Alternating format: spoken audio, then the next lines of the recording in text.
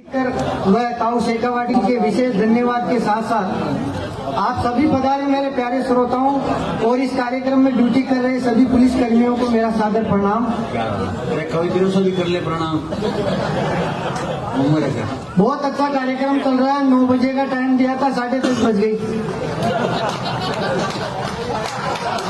मैंने ताऊ जी से 3 बार पूछ लिया, भाई साहब होगा तो सही ना। ये बोले होगा, लेकिन यहाँ पर सुनने वाले धीरे धीरे आते हैं। कोई बात नहीं, हमें कह देते, हम 1 दिन बाद आ जाते। और ताऊ जी बहुत होशियार है भाई साहब। मैंने अभी देखा 5100 रुपये देकर 51,000 लेकर जा रहे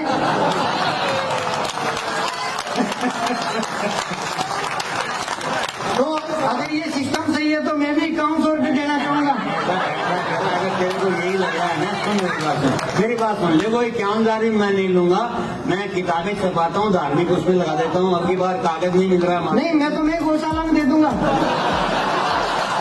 अरे मेरा बाप, मैं मेरी भान में दे देती हूँ। स्वागत। यहाँ पे आए तो भाई साहब वहाँ पर आते कवियों को 1-1 मालाएं वहाँ चौक में पहना दी। फिर यहाँ पर आए थे 1-1 मालाएं पहना दी। ताऊ जी को तो 10-15 पहना दी। तो इनको मालाएं पहना रहे थे तो मुझे तो ऐसा लग रहा था जैसे कवियों का स्वागत नहीं, कवियों को श्रद्धांजलि दी जा रही हो।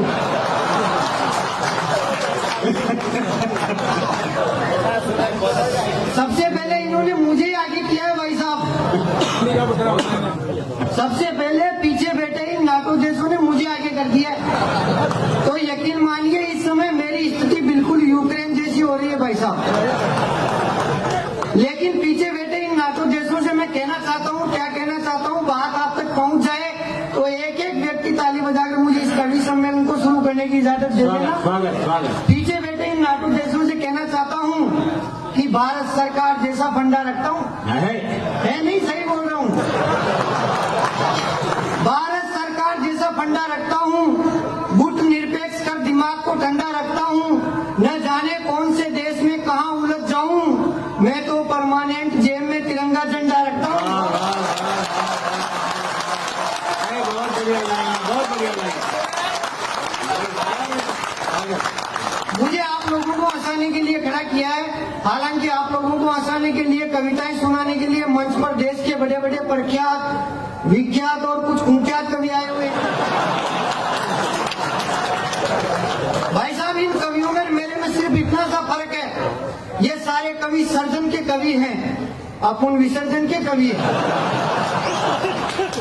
इसलिए भी आप लोग मुझे बहुत ध्यान से सुनना। क्यों सुनना? क्योंकि मैं बहुत आइडियोलॉजी कवि हूँ भाई साहब। मैं आपको थोड़ी देर हंसाऊंगा। इनमें से किसी कवि ने 1 देश की यात्रा, तो किसी ने 2 देश की यात्रा, तो किसी ने 10 देश की यात्रा कर रखी है। पर आपको ये जानकर बड़ा आश्चर्य होगा कि मैंने मात्र इस 27 साल की उम्र में भाई साहब 40 देशों की यात्रा करने की सोच रखी है। पर कोई लेकर तो जावे। ये लोग मुझे ले जाना नहीं चाहते, तो मेरे अंदर भी स्वाभिमान है, मैं भी जाना नहीं चाहता। इसलिए मैं आप लोगों को थोड़ी देर यहीं रहकर हंसाऊंगा। एक भी बात ऐसी नहीं कहूंगा जिससे आप लोगों को टेंशन हो। क्योंकि अभी पिछले कवि सम्मेलन में भाई साहब एक कवि मंच पर आया, उसने जोश जोश में गाया, नशे की लत को मिटा दो, नशे की लत को मिटा दो। एक सुनने वाला खड़ा होकर बोला, इस कवि को ही मिटा दो। इसलिए मैं तो पाकिस्तान पर तो बिल्कुल भी बात नहीं करूंगा ताऊ जी। और पाकिस्तान पर क्या बात करूं, जिस देश का प्रधानमंत्री भारत को जंग की धमकी देकर पाकिस्तान की जनता से कहता है आप धमकी को सीरियसली नहीं ले। इसलिए मैं तो उस पर कोई बात, वीर रस की तो मैं एक लाइन भी नहीं सुनूंगा भाई साहब। वीर रस में क्या होता है, वीर रस का कवि आते ही इतनी खतरनाक बातें करता है कि सुनने वाला बेचारा पहले ही डर जाता है। वीर रस का कवि आते ही कहता है मैं खून से कविताएं लिखता हूँ। क्या बात है ताऊ जी, मैं तो शायरी से लिखता हूँ। इसमें ठीक है। नहीं, जो चीज है ही नहीं उसका रिस्क कौन उठावे। ताली वाली बजाओ एक बार यार।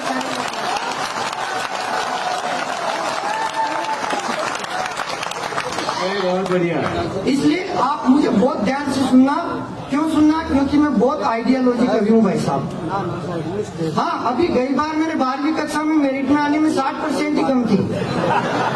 हाँ, सच बता रहा हूँ बाबू जी, मैं प्रमाण दे रहा हूँ आपको। मेरे आइडिया प्रमाण अगर आपके समझ में आ जाए, आपकी मस्ती की बात कर दूं तो इसका हाँ खींच लो ऐसा। इन कैमरे वालों को तो कोई सुंदर आदमी दिखना चाहिए बस।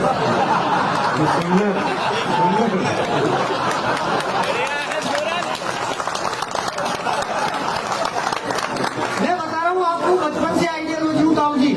अभी थोड़े दिन पहले मेरे गांव में एक बहुत बड़े सेठ जी की बच्ची की शादी थी, तो उन्होंने मुंबई से कैटरिंग वालों को बुलवाया, एक से बढ़कर एक खाने का सामान बनवाया, पर भाई साहब हमारे सिंगल इनविटेशन भिजवाया।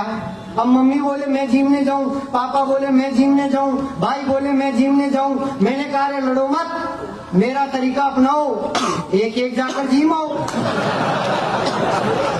हाँ सच बता रहा हूँ ताऊ जी, मैं तो पढ़ता था तब से आइडियोलॉजी हुई। एक दिन विज्ञान के गुरुजी ने सारे बच्चों को इकट्ठा किया, एक बाल्टी मंगवाई और उसमें रासायनिक पदार्थ डाले और अपनी जेब से 10 का सिक्का निकाला और बाल्टी में डाला और सारे बच्चों से पूछा, बताओ बच्चों ये सिक्का सही रहेगा या गलेगा? मैंने कहा सर ये सिक्का एकदम सही रहेगा। सर बोले वेरी गुड, तुझे कैसे पता? मैंने कहा सर अगर ये सिक्का गलता तो आपकी जेब से नहीं निकलता। मेरी तो एक बार ही पिटाई हुई है भाई साहब, वो भी आइडियोलॉजी की वजह से हुई है। हिंदी के गुरुजी ने कहा कि प्रार्थना पत्र लिखो ताऊ जी। सारे बच्चों ने प्रार्थना पत्र लिखा, मैंने भी लिखा, सारे बच्चों ने लास्ट में लिखा आपका आज्ञाकारी। ताऊ जी मैंने वहाँ पर लिख दिया आपका अधिकारी। क्या बात, क्या बात, क्या बात। हाँ इसलिए आप लोग तो, मैं तो किसी को गलत सलाह भी नहीं देता ताऊ जी। अभी थोड़े दिन पहले मेरे मोहल्ले का एक पड़ोसी आकर बोला, सूरत भाई आपकी मोटरसाइकिल लेकर चलो, मुझे गेहूं पिसवाने चलना है। मैंने कहा अरे तू किसी और की मोटरसाइकिल ले जा। कि नहीं आपकी मोटरसाइकिल लेकर चलो, मुझे गेहूं पिसवाने चलना है और मैं कवि सम्मेलन को शुरू कर रहा हूँ, एक एक पंक्ति के साथ आनंद लेना। बोला नहीं आपकी मोटरसाइकिल लेकर चलो, मुझे गेहूं पिसवाने चलना है। मैंने कहा तू किसी और की ले जा। कि नहीं आपकी लेकर चलो। भाई साहब मैंने अपनी मोटरसाइकिल निकाली, उसने अपने गेहूं का कट्टा निकाला, मैं मोटरसाइकिल पर बैठा, पीछे एक कट्टा रख के वो बैठकर मुझसे बोला सूरत भाई दौड़ाओ। मैंने कहा पहले नीचे उतरकर धक्का तो लगाओ। नहीं मैं धक्के वाली इसलिए रखता हूँ क्योंकि चाबी वाली तो रोज ही कितने मांगने वाले आ जाते हैं ताऊ जी। हाँ तो भाई साहब उसने धक्का लगाया, मुझे तो अब लेना। उसने धक्का लगाया, गाड़ी स्टार्ट नहीं हुई। उसने फिर जोर से धक्का लगाया, गाड़ी स्टार्ट नहीं हुई। अंत में उसने पूरा जोर लगाकर धक्का लगाया और गाड़ी स्टार्ट, परंतु गाड़ी स्टार्ट होते ही उसकी खोपड़ी गच्चा खा गई, क्योंकि गाड़ी स्टार्ट होते ही चक्की आ गई।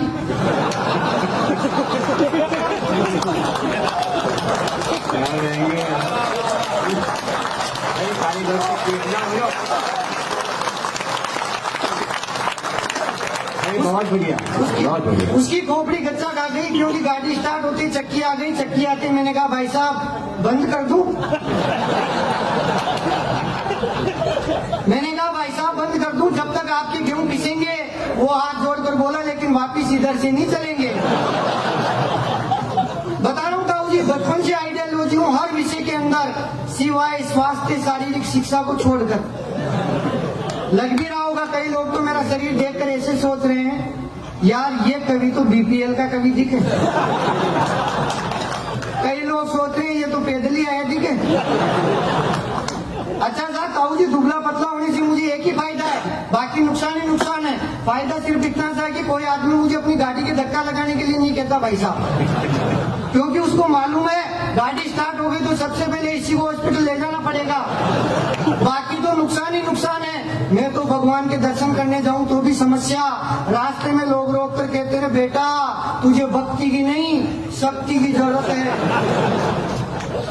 सबसे बड़ी समस्या तो दुबला पतला होने से कोई लड़की प्यार व्यार करना तो दूर की बात, ताऊ जी राखी तक नहीं बांधती। अब वो राखी इसलिए नहीं बांधती कि ऐसे भाई के क्या राखी बांधे जिसकी रक्षा ही हमें करनी पड़े। ये समस्या मैंने सुमित्रा मैडम को समझाई तो इन्होंने पूरी बात बताई। बोले सूरत अजनबी तेरी सूरत इतनी खास नहीं, तेरी तो हड्डियों पर मांस नहीं, क्या तेरे से कोई लड़की प्यार करे? तेरी तो 4 दिन भी जीने की आस नहीं। अभी हम शाम को आ गए थे, सुमित्रा मैडम बोली मैं पहली बार सीकर में आई हूँ, सूरत भाई मार्केट में चलते हैं, तुम मेरे साथ चलो, मेरे थोड़ी सुरक्षा रहेगी। मैंने कहा मैडम मैं आपके साथ मार्केट में चलूंगा तो आपकी तो सुरक्षा हो जाएगी, लेकिन मेरे सुरक्षा बढ़ जाएगी, क्योंकि रास्ते में किसी से लड़ाई झगड़ा हो गया तो भाई साहब मेरा स्वभाव खराब है, मैं तुरंत मरण पे आ जाता हूँ। सामने वाला मरण पे अपन तुरंत मरण पे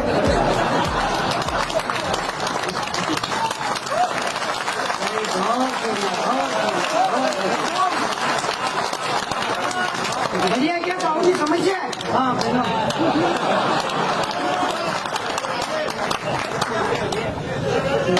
जगदीश जी से माला पहनना कोई मजाक नहीं, ताली बजाओ जोर से।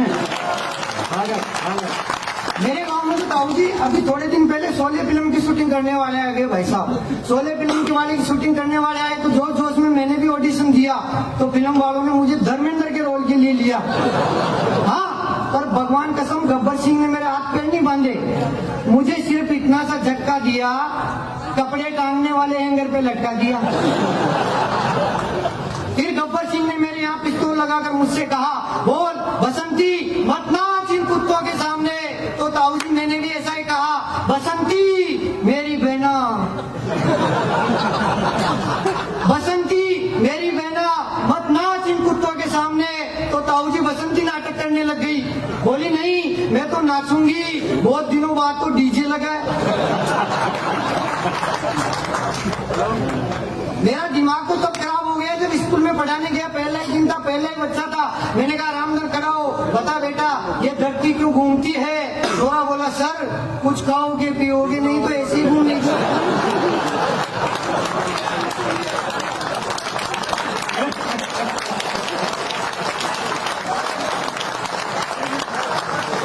मेरे को कई लोग कहते हैं फौज में जाओ, कई लोग मुझे कहते हैं फौज में जाओ। मैंने कहा भाई साहब आपका दिमाग खराब है, मेरा फौज में कैसे नंबर आएगा।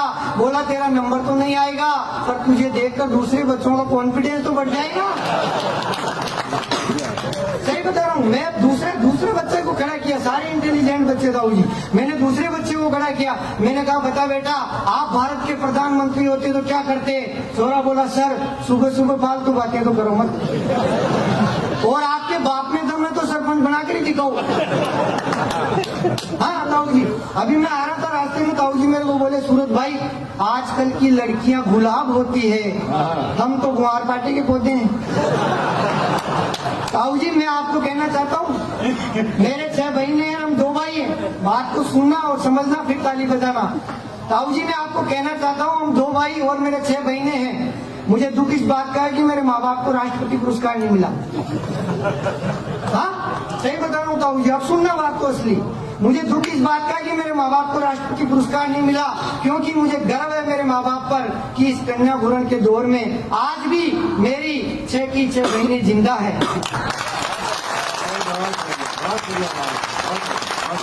ये क्या समस्या है आगे सुनवा समस्या। अभी थोड़ी दिन पहले मेरी साइकिल चोरी हो गई भाई साहब, तो मैं थाने में गया, मैंने कहा थानेदार साहब मेरी साइकिल चोरी हो गई, FIR दर्ज करो। थानेदार जी ने कहा अच्छा तेरी साइकिल के कितने टायर थे। अब मैं आप लोगों को विकलांग दिखाई दे रहा हूँ क्या। तो ताऊजी फिर मेरा दिमाग खराब हो गया, मैंने कहा थानेदार साहब मेरी साइकिल के 10 टायर थे। थानेदार ने कहा अच्छा कानून से मजाक करता है, सही सही बता नहीं तो अंदर कर दिया जाएगा। मैंने कहा 2 टायर लिखा दूंगा तो तू कौन सा ढूंढ लाएगा। बढ़िया क्या समस्या है सर। हाँ मेरा दिमाग तो तब खराब हुआ जब एक पड़ोसी ने आकर कहा सूरत भाई क्या हाल चाल, आपकी पंचायत के राशन कार्ड में उम्र 40 साल। मैंने कहा अरे अंकल इस उम्र ने मुझे भी कई दिनों तक शर्मिंदा तो रखा, पर धन्यवाद पंचायत का, कम से कम मुझे राशन कार्ड में जिंदा तो रखा। बढ़िया क्या समस्या है ताऊजी। समस्या सही बता रहा हूँ मैं आपको। आप बहुत अच्छा कवि सम्मेलन सुन रहे हो तो मुझे 2 पंक्तियां याद आ रही है कि अगर सुनाने वाले अच्छे हो तो ये सुनने वालों का भाग्य होता है, और सुनने वाले अच्छे हो तो ये सुनाने वालों का भाग्य होता है। लेकिन आपकी इस शिखर की धरती पर आकर मुझे ऐसा लग रहा है कि यहाँ पर सुनने वालों का भी भाग्य है और सुनाने वालों का भी भाग्य है। तब मैं आप लोगों को एक कविता सुनाता हूँ। देश के सारे कवियों ने कविताएं लिखी भाई साहब, बेटी बचाओ बेटी बचाओ बेटी बचाओ। ताऊजी तब मैंने एक कविता लिखी बेटा बचाओ। हाँ और बेटा कैसे बचाओ, बेटियों का जब अकाल पड़ जाएगा तब देश में क्या हालात होने वाले हैं। मैं एक कविता आपको सुनाता हूँ और मंच का भी विशेष ध्यान चाहूंगा सर, ताऊजी विशेष ध्यान चाहूंगा कि जब लड़कियों की कमी पड़ जाएगी तब देश में कैसे हालात हो जाएंगे भाई साहब। कि आप सोचो तब क्या होगा सीन जब लड़की होगी एक और लड़के होंगे नहीं। कविता मैंने लिखी है आपने। आप सोचो तब क्या होगा सीन जब लड़की होगी एक और लड़के होंगे 17। हाँ समस्या आ गई भाई साहब बाबा क्या। आप सोचो तब क्या होगा सीन जब लड़की होगी एक और लड़के होंगे 17। कुल मिलाकर सारा का सारा रोड़ा कुंवारों के गले अटकेगा। कुल मिलाकर सारा का सारा रोड़ा कुंवारों के गले अटकेगा। लड़की पाने के लिए लड़का बेरोजगारों की तरह दर दर भटकेगा और लड़की नहीं मिलने पर शाम को जाकर ठेके पर घटकेगा। तब क्या हालात हो जाएंगे। तब तब तब शादी निजी नहीं होकर हो जाएगी सरकारी। तब शादी निजी नहीं होकर हो जाएगी सरकारी। लड़की पाने के लिए लड़के की तरह तरह से होगी इंक्वायरी। साक्षात लड़की ही लेगी लड़के का साक्षात्कार। वो इंटरव्यू होगा ताऊ जी इस प्रकार कि टाइम पर खाना खिलाओगे सुबह शाम पिलाओगे। नहीं चाय पानी की बात कर रहा हूँ भैया। कि टाइम पर खाना खिलाओगे सुबह शाम पिलाओगे घुमाओगे फिराओगे ऐश कराओगे और मैं जितना कहूंगी उतने ही इंच मुस्कुराओगे। तब तो तुम हो पति एकदम परफेक्ट वरना सीधा फार्म रिजेक्ट। ऐसे ही ख्वाबों में मुझे भी वो पत्नी रूप में नजर आई तो भाई साहब मैंने भी अपनी किस्मत दाव पर लगाई। मैंने भी लगाया पूरा चेक और चेक जैसे तैसे मेरा जोड़ा बन जाए एक। ऐसी भ्रष्टाचार युक्त शादी से ऐसी भ्रष्टाचार युक्त शादी से मैं मनी मन हो रहा था राजी। इतने में किसी ने डबल जेक चेक लगाकर कर दिया फिर मुझे बाबा जी। हालांकि फिर भी मैंने इस कंपटीशन को आगे करना चाहा फाइट तो गूगल पर ढूंढने लगा सेकंड हैंड बीवियों की साइट। मैंने देखा रे फर्स्ट हैंड नहीं तो second hand third hand four hand से हैंड मिलाओ कैसे तो काम चलाओ। परंतु भाई साहब यहाँ पर भी मेरी किस्मत चली गई। आवेदन करते ही कॉपी संदेह में चली गई और मुझे नोटिस मिला। कारण बताओ आप पहले वाली बीवी तो जमा कराओ। कारण बताओ आप पहले वाली बीवी तो जमा कराओ और अब मजे लेना। कारण बताओ पहले वाली बीवी तो जमा कराओ। मैंने कहा रे भाई साहब मेरे पहले वाली बीवी तो मेरी सारी किस्मत मोड़ गई। मुझे लूटकर विजय माल्या की तरह देश ही छोड़ गई। इसीलिए शादी करना चाहता हूँ दोबारा।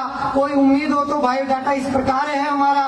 नाम सूरत अजनबी निवासी मालपुरा कद 5 फुट 6 इंच रंग है पूरा और इकेरा बदन मेरिस गार्डन के पास में ही है मेरा सदन।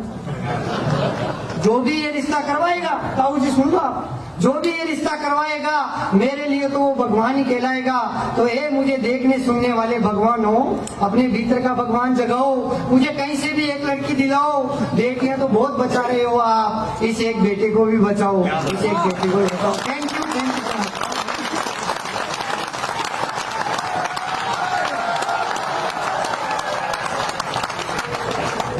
एक बार जोर से बोलो हो ऐसा नहीं यार तो बुलाओ। वंस मोर यहाँ तो ढंग से करो यार।